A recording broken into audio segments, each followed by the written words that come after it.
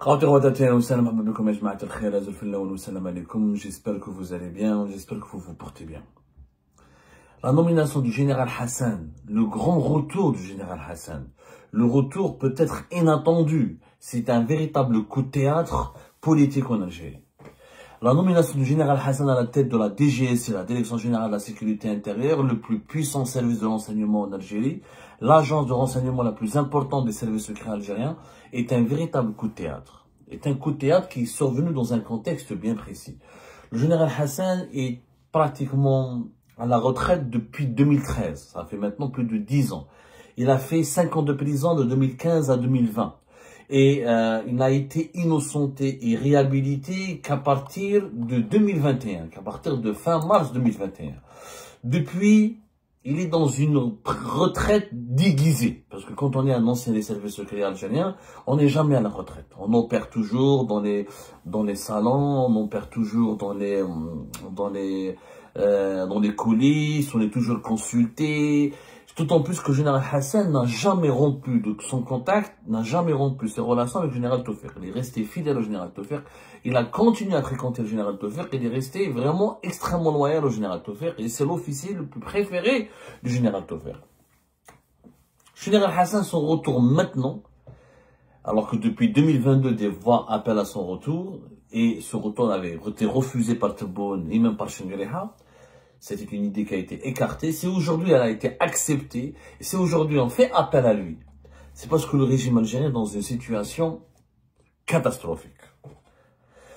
Le régime algérien a fait de l'Algérie un pays encerclé de par ses ennemis, isolé, entouré de menaces extérieures et exposé à des menaces intérieures explosives.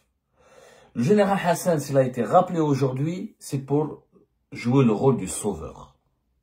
Mais est-ce qu'à son âge, il est âgé de plus de 75 ans, est-ce qu'il est capable de jouer le rôle du sauveur? On va essayer de l'expliquer aujourd'hui.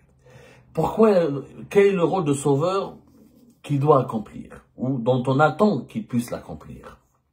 Je parle des attentes au plus haut sommet de l'État algérien. Général Hassan, on a fait appel à lui pour deux dossiers importants. Le Sahel et la Libye et la France.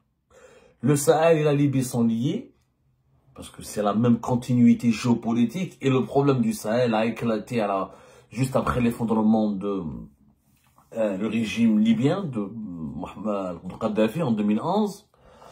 Et le Sahel, donc, il brûle, et dans une situation est devenu un foyer incendiaire depuis pratiquement la mort de Kadhafi, depuis l'effondrement de l'État du régime libyen. C'est ce qui a permis une libre circulation des armes, une prolifération des groupes armés qui étaient financés et qui étaient affiliés au régime libyen et qui se sont ensuite retrouvés sans parrainage officiel et qui ont cherché d'autres parrains ou qui ont rejoint, ou qui ont créé des alliances, ou qui se sont acquinés avec d'autres mouvances, d'autres groupes pour créer un nouvel ordre régional qui est devenu une sorte de désordre de terrorisme, de criminalité et un désordre favorable aussi au mouvement séparatiste de certaines factions touareg radicales. Le général Hassan, il faut savoir, c'est un spécialiste du Sahel. Le général Hassan, depuis les années 90, il a fait les plus importants faits d'armes. Ses plus importants faits d'armes, c'est qu'il a fait des opérations dans plusieurs pays du Sahel, notamment le Mali, notamment le Niger, le Tchad et le Sénégal. Il a travaillé pour le DLS du général Tofek dans des opérations bien précises, soit de coopération, soit de lutte contre le terrorisme, ce soit d'échange d'informations, ce soit des opérations d'infiltration, des opérations d'espionnage ou des opérations communes avec d'autres services de renseignement étrangers ou locaux dans les pays du Sahel. Il a une connaissance extrêmement importante des pays du Sahel. Je pense que c'est l'un des généraux encore en vie en Algérie qui connaissent le mieux le Sahel. Ils qui ont une connaissance parfaite du Sahel. Maintenant, il faut le dire la vérité, c'est que le général Hassan a connu le Sahel des années 90. Ensuite, il a connu le Sahel des années 2000 jusqu'à 2013, où il était le patron du Scorat. Je corrige nous, des fois, nous, la dernière fois, on a raconté qu'il était le patron du Scorat jusqu'à 2015. En réalité, il était jusqu'à 2013, date à laquelle, l'année durant laquelle il a été mis à la retraite. Il était le directeur du service de coordination opérationnelle et du renseignement antiterroriste, le Scorat. Le fameux Scorat, le service de coordination opérationnelle et du renseignement antiterroriste, qui est l'unité d'élite du DRS du général Toffer, qui est spécialisée dans les opérations d'antiterroristes, d'infiltration et de démantèlement des groupes terroristes, y compris à l'extérieur du territoire national. Et surtout, le Scorat agissait énormément à l'extérieur du territoire national et dans les pays du Sahel. De ce point de vue-là, c'est un grand connaisseur du Sahel. Mais il est à la retraite depuis 2013, emprisonné de 2015 à 2020, est malade un petit peu, il a été vraiment malade. Selon nos informations, il a subi une opération chirurgicale au niveau de ses yeux, d'un œil en tout cas.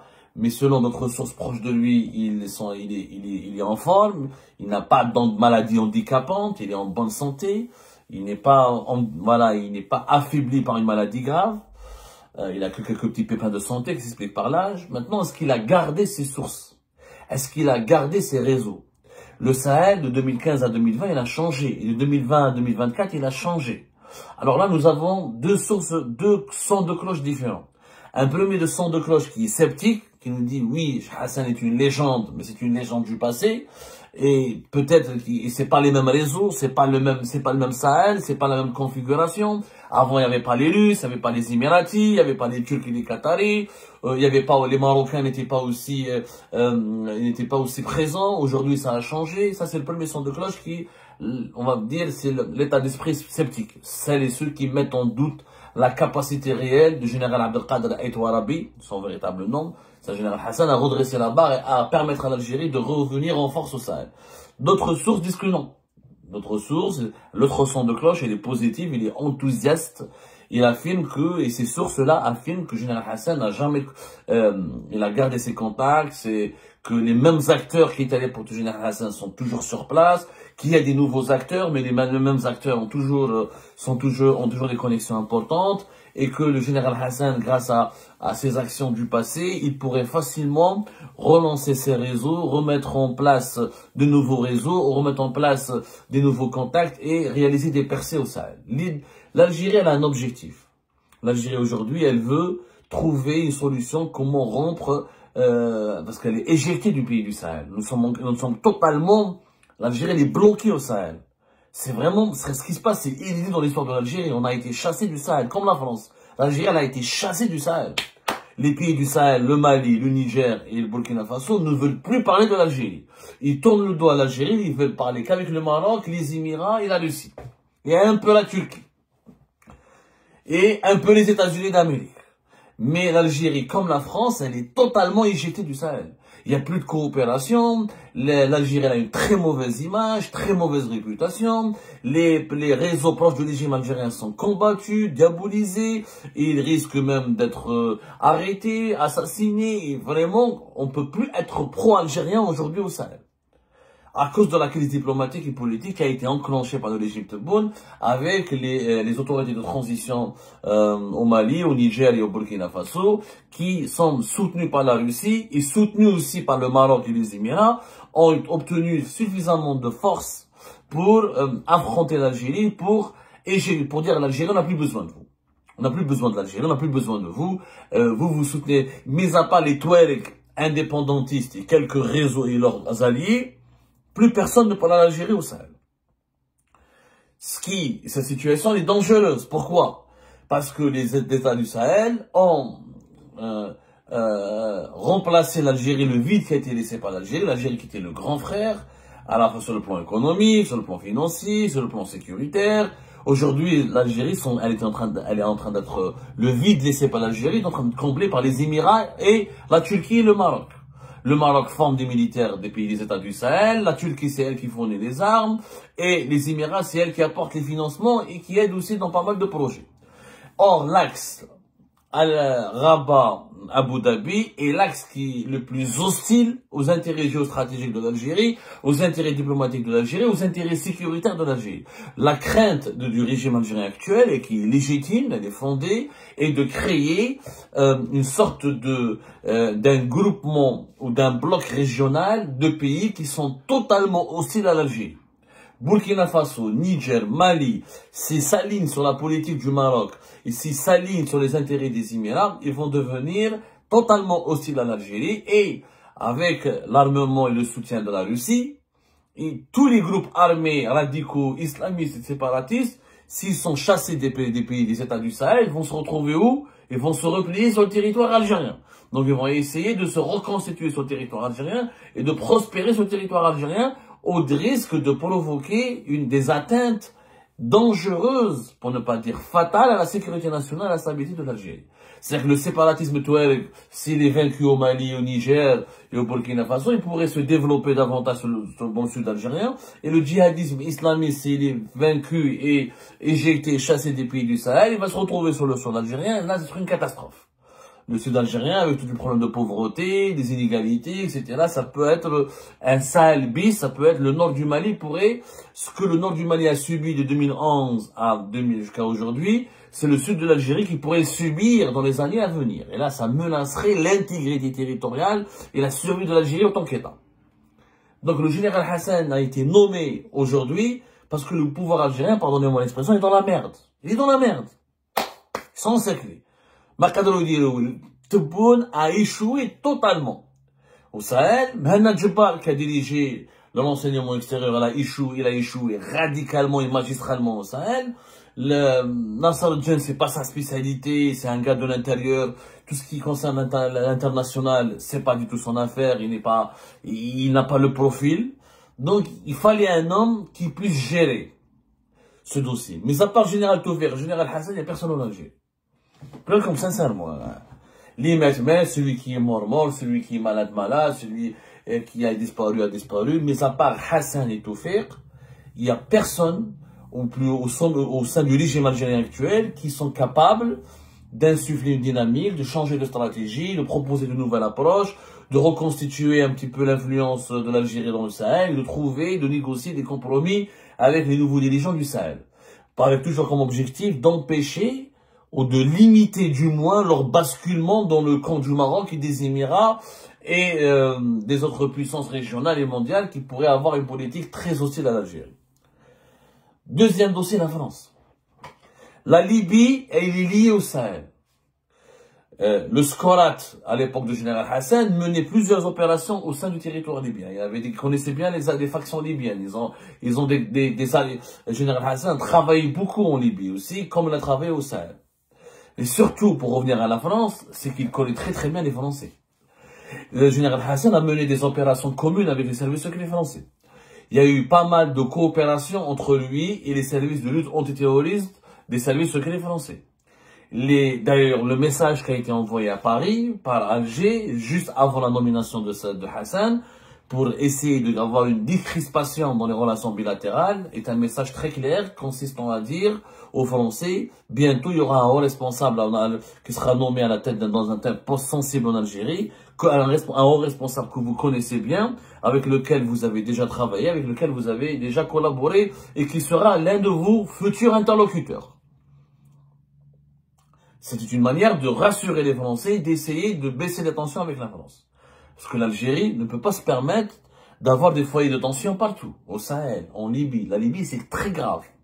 La Libye, le maréchal Haftar, la Tripoli a brûlé, il y a des graves crises, des graves dissensions au sein des factions libyennes à Tripoli.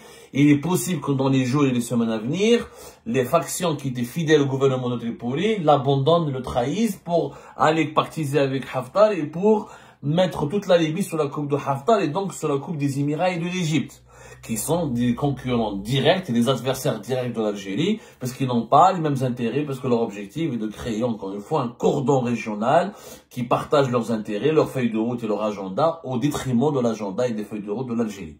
Les Émirats et l'Égypte veulent un gouvernement dirigé militariste, sécuritaire, totalement hostile aux islamistes, et qui leur sont uniquement fidèles, c'est-à-dire qui pratique une politique pro-marocaine, une politique pro-israélienne, une politique totalement contraire et à l'opposé de ce que l'Algérie veut pratiquer comme politique étrangère. Et là, l'Algérie sera encore de plus en plus isolée. Sauf que l'Algérie, sans rapport apaisé avec la France, ne pourra pas empêcher ou ne pourra pas longtemps trouver des solutions en Libye. L'Algérie a besoin, la France et la France comme l'Algérie, les deux pays, les deux systèmes ont besoin l'un de l'autre pour essayer de préserver leurs intérêts en Libye et de jouer encore un rôle dans la configuration de la future Libye qui va commencer. Clairement, le gouvernement de Tripoli n'est pas solide, il risque de tomber dans les semaines à venir. C'est Haftar, est-ce qu'il faut laisser Haftar tout dominer? Est-ce qu'il faut imposer à Haftar une coalition nationale? Est-ce qu'il faut laisser la Libye entre les mains des Émiratis et des Égyptiens? Est-ce que c'est intelligent? Comment les Turcs vont réagir? Est-ce qu'il faut dire aux Turcs, voilà, vous dégagez, vous pouvez plus rester en Libye? Est-ce que les Turcs vont refuser de dégager, vont allumer la guerre et la Libye sera à feu et à sang, ce qui va déborder sur les frontières algériennes? Donc il y a plein de scénarios catastrophiques. Et l'Algérie toute seule dans la configuration actuelle, où elle est entourée de problèmes, où elle est menacée par des périls, par des menaces extrêmement graves, elle ne peut pas se permettre de se mettre à dos la France et d'essayer de jouer toute seule sur l'échiquier libyen. Elle ne peut pas possible. Le général Hassan aura donc pour rôle de réactiver une alliance avec la France, ou de réactiver une coopération pacifique et paisible avec la France, et une réconciliation pérenne avec la France pour gérer aussi en partie le dossier libyen. Et surtout pour sortir l'Algérie et la France de la crise actuelle. Bien sûr, le général Hassan ne détient pas toutes les clés. Attention, quand je dis qu'il est le sauveur, qu'on attend de lui de jouer le rôle de sauveur, c'est très compliqué. Il peut pas tout faire tout seul. Hein. C'est pas un homme de plus de 75 ans qui va tout régler. D'autant plus qu'il y a des inconnus. Est-ce qu'on le laissera travailler? Est-ce qu'on va pas l'emmerder? Est-ce qu'il y aura pas des interférences et des ingérences des conseillers de Tebboune? Parce que Hassan, on l'a toujours dit, depuis hier, je lance des mises en garde. Le général Hassan, c'est pas le genre de gars où il s'est dit Saïd Yaïtlo, ou Kamel, ou Mounir Boudjima Yaïtlo, il acceptera jamais qu'on s'ingère dans son travail. Pour vous raconter l'histoire, on l'a déjà raconté, mais pour l'anecdote, Général Hassan Gaïs Salah, il dit je t'emmerde. Il a emmerdé Général Gaïs Salah. Quand Général Gaïs Salah lui a demandé un rapport et des détails et des informations et des comptes rendus sur ses opérations au Sahel, sur les armes qu'il a récupérées au Sahel, il lui a dit je t'emmerde, t'es pas mon chef. Moi, mon chef c'est Général Toufer, va voir avec mon chef. Je n'ai aucun compte à te rendre. La même chose, celui qui a défié Général Gaïs Salah, il va pas se laisser faire par Kamel Sidi Saïd, Boualam, les petits conseillers de Tebboune, hein. Il risque de les insulter, Général Hassan Kamel Bidarboum. Sincèrement, c'est quelqu'un qui est très dur, très rigoureux, très discipliné. C'est vraiment l'archétype du militaire des années 90, des années 90, discipliné, et en lutte, engagé. Il comprend pas ce que c'est que il n'aime pas les ingérences politiques. Donc, est-ce qu'on le laissera travailler? Et puis, il ne dirige pas le renseignement extérieur. Est-ce que le général Moussaoui, général Fathi Moussaoui, pourrait compléter et faire composer avec le général Hassan un bon duo? Parce que lui, général Hassan, il a le problème aussi des problématiques internes. La gestion des libertés publiques et individuelles, la gestion des opposants algériens, la question de la société civile, tout ça, c'est le contre-espionnage, tout ça, ça relève des prérogatives de la DGSI. Tel que nous le connaissons, le général Hassan, et c'est pas tant son intérêt d'étouffer la société civile algérienne, d'étouffer les journalistes algériens, d'étouffer la population algérienne. Pour réussir à gérer les défis qui menacent l'Algérie depuis l'extérieur, il faudrait qu'il y ait une stabilité à l'intérieur. Or, et les puissants, les ingérences étrangères ou les visées ou les manœuvres lancées par des puissances étrangères aussi dans l'Algérie, elles ne pourraient réussir que s'il y a des fragilités à l'intérieur. Il y a des fragilités à l'intérieur. Il y a beaucoup de prisonniers politiques. Il y a beaucoup d'arrestations politiques. Il n'y a pas de liberté d'expression. L'Algérie ne respire pas. Et la dictature favorise le développement des réseaux de la harga, de la drogue, de la cybercriminalité, de la criminalité tout court. Donc, à l'intérieur du pays, déjà, Général Hassan, il a énormément de pain sur la planche. Donc, s'il n'est pas épaulé par des services de l'enseignement extérieur qui travailleront avec, qui partageront sa feuille de route et son agenda et ses valeurs, et s'il n'a pas les pleins pouvoirs pour proposer des solutions d'apaisement, parce que les services, c'est pas la répression.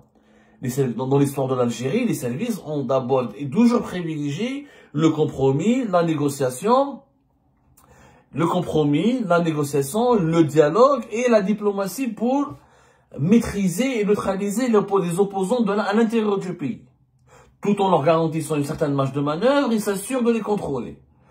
Mais si on doit mettre tout le monde en prison et continuer la même politique qui a été pratiquée depuis 2020, Général Hassan, je pense pas qu'il va la cautionner. Il pourra pas.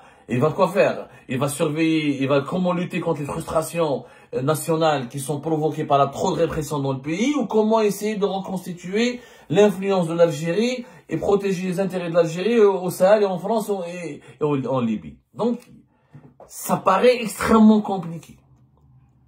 Il faut tout un changement de politique qui doit être imposé pour que le général Hassan puisse réussir sa mission. Je pense qu'il a il a en tout cas la personnalité, contrairement à tous les autres prédécesseurs, à ses prédécesseurs, Général Hassan peut voir Tebboune et lui dire, écoutez, c'est plus dans la granate. Général Hassan peut dire à Tebboune, ça c'est une erreur. Belgrade, c'est une erreur. Les emprisonnements des uns et des autres et la médiatisation, la propagande, les insultes et les invectives et la répression massive menée contre tout le monde, ça isole le pouvoir algérien. Le pouvoir algérien est isolé à l'intérieur du pays lui-même. Alors comment peut-il lutter contre son isolement à l'extérieur alors qu'à l'intérieur déjà, il a du mal à se réconcilier avec ses propres compatriotes? Général Hassan, il a cette personnalité de contredire Tebboune. Mais est-ce que Tebboune acceptera de l'écouter? S'il a été nommé, c'est que Tebboune est prêt à faire des gestes. En tout cas, si Tebboune ne fait pas des gestes, Général Hassan risque de claquer la porte et de partir. Si Général Hassan ne réussit pas sa mission dans les 3 mois qui viennent, le pays va se retrouver dans une crise encore plus grave que celle qu'il est en train de subir aujourd'hui même. Parce que ça veut dire que le pouvoir n'a plus de solution. Qu'il ne veut pas écouter les personnes ou les gens qui lui apportent des solutions. Quand on ramène un sauveur, il faut d'abord le laisser travailler, il faut d'abord lui donner toute la marge de manœuvre nécessaire, il faut d'abord l'écouter, il faut d'abord accepter de changer de politique s'il le demande. Maintenant, quand on ramène un sauveur, il faut aussi s'assurer qu'il peut jouer vraiment le rôle du sauveur. Et ça, la balle est dans le camp du général Hassan. À partir de samedi prochain, il va prendre ses fonctions. À lui maintenant de nous faire part de ce qu'il est capable de faire, de ce qu'il est capable de proposer et s'il est capable de nous démontrer qu'il est vraiment capable de s'imposer.